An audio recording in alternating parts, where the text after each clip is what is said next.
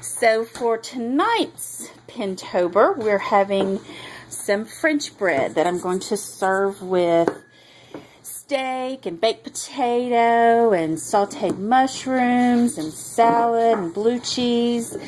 One of my husband's favorite meals. So I've got the yeast, the flour, the sugar, and the salt in the bowl of my mixer, and I'm going to start combining those and then mixing it with 2 cups of warm water. And this is what the dough looked like after I mixed it for 3 minutes in my mixer. I did scrape down the bowl once to get all of the flour off the bottom. Now the recipe says to add enough additional flour to make a soft but pliable dough. So I'm going to do that now. Okay, now here is the dough on my board ready for me to knead for 3 to 5 minutes, it said. Until it just was not sticky and a good soft dough. I added about 3.5 cups of flour to get it to the right consistency. So that was a total so far of 6.5 cups. I'm doubling this recipe, so this should make 2 really big French loaves. I have just finished kneading the dough. I've kneaded it for right at 5 minutes. When I first started it, I was afraid that I had put too much flour in there because it was a really, really firm dough. But I just kept kneading it, and it is actually a very soft, pliable dough. I love it.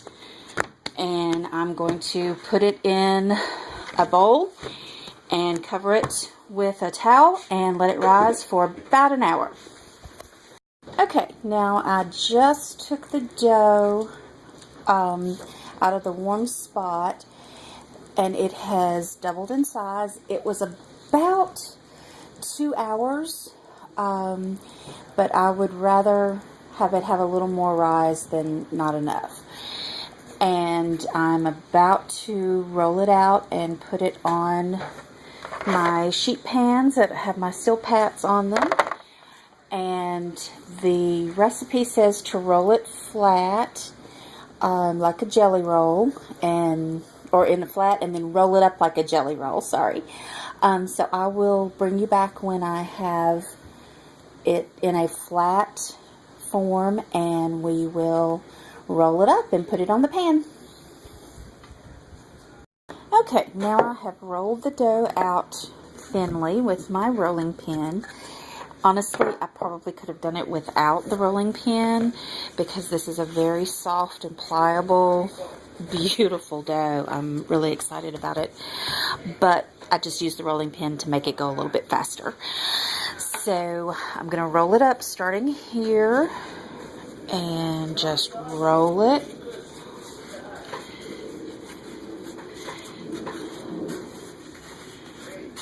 Trying to roll it evenly with one hand, which is challenging.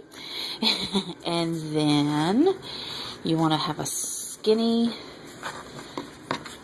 loaf, and I always pinch the ends in just a little bit because I don't like those ragged edges. And then you're going to place it seam side down on your baking tray. So I'm going to do that and get the other one done, and I'll bring you back. Alright, I have both loaves shaped, and I'm about to cover them with plastic wrap and let them rise. The recipe says for another 45 minutes, but I'll probably let them go a little bit longer than that.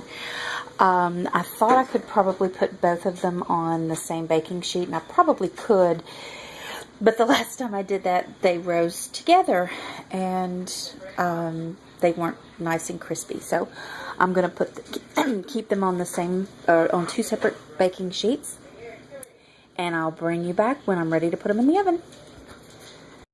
The loaves have risen, and I'm about to slash the tops of them and put them in the oven. And here they are, all beautiful and brown out of the oven. took about 20 minutes. I did rotate the pans halfway through, and that was on a 400-degree oven. They look delicious. I can't wait to try them.